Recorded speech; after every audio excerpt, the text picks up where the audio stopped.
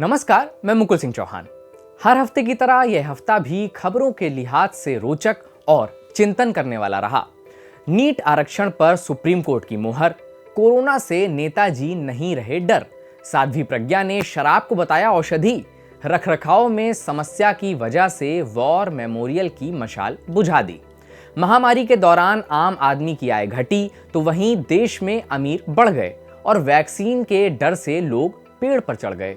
देश में इस हफ्ते कितना कुछ हुआ और कितना कुछ हो रहा है, इस कार्यक्रम में हम आपको बताएंगे कि देश के असल हालात क्या हैं। तो मित्रों, सबसे शुरू करते हैं। आरक्षण पर सियासत, आरक्षण पर बहस, इसका विरोध और इसका समर्थन भारत में हमेशा प्रासंगिक रहता है। अब सुप्रीम कोर्ट ने अन्य पिछड़ा वर्ग यानी ओबीसी और आर्थिक रूप से कमजोर तबके यानी ईडब्ल्यूएस के लिए आरक्षण के साथ नीट पीजी काउंसलिंग में 27% आरक्षण को सही ठहराया है। कोर्ट ने अपने फैसले में कहा है कि मेरिट के साथ आरक्षण भी दिया जा सकता है। यह विरोधाभासी नहीं है। कोर्ट ने कहा कि उच्च अंक योग्यता के लिए एकमात्र मापदंड नहीं है। सुप्रीम कोर्ट ने गुरुवार को अपने 7 जनवरी के आदेश को बरकरार रखा है, जिसमें 2021-22 के लिए नीट स्नातक और स्नातकोत्तर प्रवेश में अन्य पिछड़ा वर्ग ओबीसी के लिए आरक्षण की अनुमति दी गई थी। Justice D.Y.. चंद्रचूड़ और जस्टिस ए.एस. बोपन्ना की पीठ ने कहा, योग्यता को सामाजिक और आर्थिक पृष्ठभूमि के संदर्भ में प्रासंगिक बनाया जाना चाहिए। पिछड़ेपन को दूर करने में आरक्षण की भूमिका को नकारा नहीं जा सकता है। आरक्षण योग्यता के विपरीत नहीं है।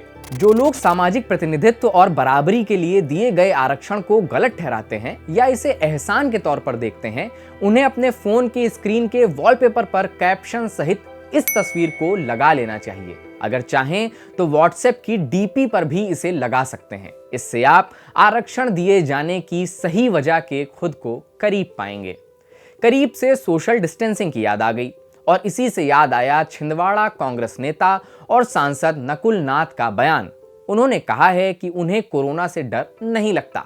नकुल नाथ कांग्रेस की सभा में कार्यकर्ताओं को संबोधित कर रहे थे। उन्होंने कहा, मैं बहुत पहले यहां आने वाला था। पहले कमलनाथ जी की सरकार गिर गई, फिर कोविड की पहली और दूसरी लहर की वजह से नहीं आ सका। कार्यक्रम ज्यादा दिन टालना नहीं चाहता था, इसलिए जिला कांग्रेस अध्यक्ष को कहा कि मेरा कार्यक्रम बनाइए। जवाब मिला कि कोरोना की तीसरी लहर चल रही है, जिले में धारा 144 लागू है।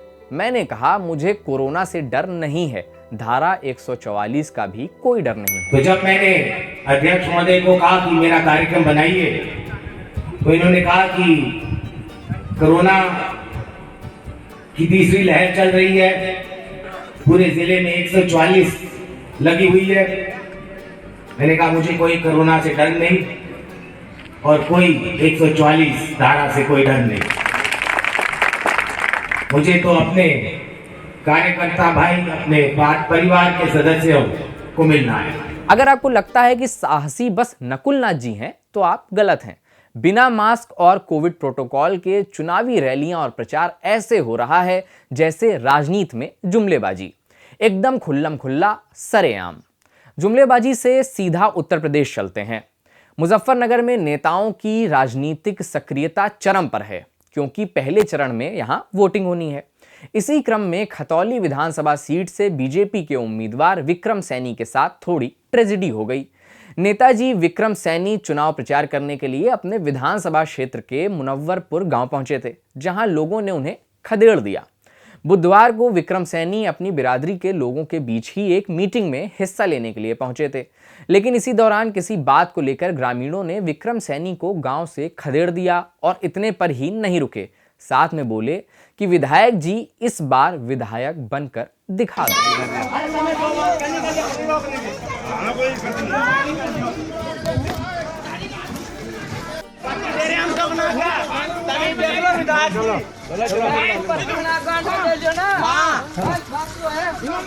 विधायक की तमीज देख लो।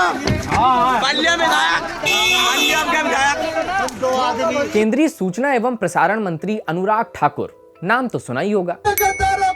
होली मारो सालों को। हाँ, यही वाले अनुराग ठाकुर। तो मंत्री जी ने कहा है कि देश विरोधी सामग्री चलाने वाली वेबसाइटों और यूट्यूब चैनलों के खिलाफ कड़ी कार्रवाई की जाएगी।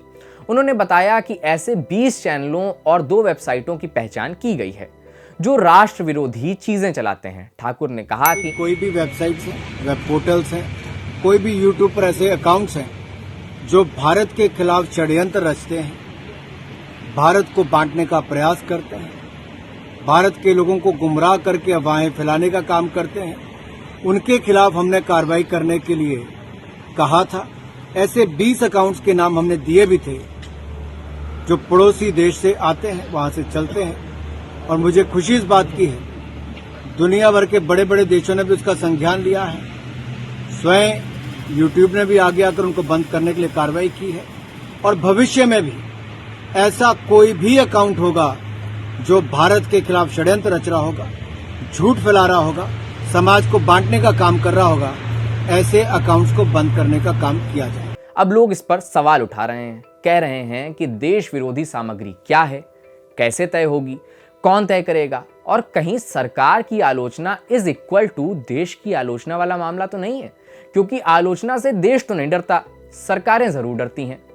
भोपाल से सांसद साध्वी प्रज्ञा सिंह ठाकुर एक बार फिर अपने बयान को लेकर चर्चा में हैं। साध्वी जी इज डायरेक्टली प्रोपोर्शनल टू बयानबाजी।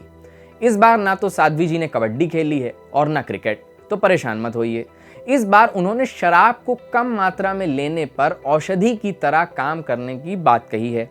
उन्होंने कहा है कि सीमित मात्रा में, लिटिल बिट, शराब औषधि का काम करती है और असीमित मात्रा में जहर की तरह होती है। शराब सस्ती हो या महंगी हो, शराब जहां औषधि का काम करती है, वो आयुर्वेद में शराब यानी अल्कोहल जो होता है उसका सीमित मात्रा में वो औषधि होती है और असीमित मात्रा में वो जहर होता है। इसको सबको समझना चाहिए, सुनना चाहिए और उसको अधिक लेने से जो नुकसान होते हैं उनको समझ करके अपने बंद करना चाहिए। वैसे एक हिंदी फिल्म में अनजान साहब ने गाना लिखा था, सुना होगा आपने, थोड़ी सी जो पी ली है चोरी तो नहीं की है।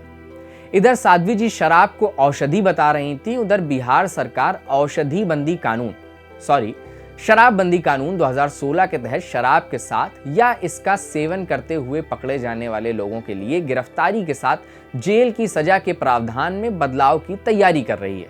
सरकार अब इन प्रावधानों को बदलकर दोषियों पर आर्थिक जुर्माना लगाने का विचार कर रही है। भारत में लोग बिना औषधि के औषधिमय बने रहते हैं।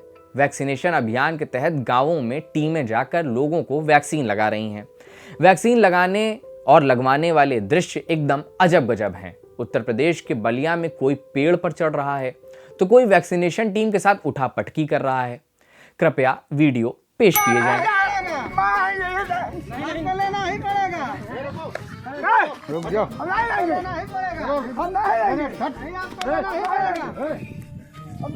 पहले आइए, क्यों चढ़ गए ऊपर? ठीक है, अभी लगवाएंगे, आइए। खंड विकास अधिकारी रेवती अतुल कुमार दुबे ने बताया कि पेड़ पर चढ़ा युवक रेवती का है, जो वैक्सीनेशन के डर से पेड़ पर चढ़ गया, जबकि दूसरा युवक इसी क्षेत्र का नाविक है जो सरयू नदी में नाव चलाता है। बहरहाल इसी हफ्ते केंद्र सरकार ने सुप्रीम कोर्ट को बताया है कि केंद्रीय स्वास्थ्य मंत्रालय ने ऐसा कोई दिशा निर्देश जारी नहीं किया है जो किसी व्यक्ति की बिना उसकी सहमति के टीकाकरण करने की बात करता हो या किसी भी प्रयोजन में टीकाकरण के प्रमाण पत्र को अनिवार्य बनाता हो। देशभक्ति के माहौल के बीच महान लोकतांत्रिक विश्व गुरु देशभक्त भारत में दिल्ली के इंडिया गेट पर बने अमर जवान ज्योति की मशाल अब हमेशा के लिए बुझा दी गई। अब यह मशाल नेशनल वॉर मेमोरियल की मशाल के साथ मिला दी गई है। इसके पीछे तर्क दिया जा रहा है कि 2 जगहों पर मशाल का रखरखाव करना काफी मुश्किल हो रहा था और खबरें यह भी हैं कि जब देश के शहीदों के लिए नेशनल वॉर मेमोरियल बन गया है तो फिर अमर जवान ज्योति पर क्यों अलग से ज्योति जलाई जाती रहे। समझ रहे हो ना? बस यही है। इसी हफ्ते ऑक्सफैम की रिपोर्ट आई है कि महामारी के दौरान भारत में 84%, अंग्रेजी में 84% परिवारों की आमदनी घट गई है। अगर आपको यह लग रहा है कि बस यही खबर है, रुको जरा, सब्र करो। 84% परिवारों की आमदनी घटी है, मगर अरबपतियों की संख्या और संपत्ति दोनों बढ़ी हैं और बढ़ी है साथ ही साथ गैर बराबरी। शायर मदन मोहन दानिश का इसी गैर बराबरी पर एक शेर है। ये कहां की रीत है, जागे कोई सोए कोई, ये कहाँ की रीत है, जागे कोई सोए कोई, रात सबकी है तो सबको नींद आनी चाहिए। इस हफ्ते के लिए इतना ही। अगले हफ्ते फिर होगी आपसे मुलाकात। हालात क्या है एक व्यंग कार्यक्रम है जो सत्य घटनाओं पर आधारित है, वो भी 100%। भावनाओं को आहत करना इस कार्यक्रम का उद्देश्य कतई नहीं है। कार्यक्रम आपको कैसा लग रहा है यह हमें जरूर बताएं। कार्यक्रम को अपने दोस्तों और रिश्तेदारों तक पहुंचाएं ताकि कार्यक्रम ज्यादा से ज्यादा लोगों तक पहुंच सके। कार्यक्रम देखने के लिए बहुत बहुत शुक्रिया।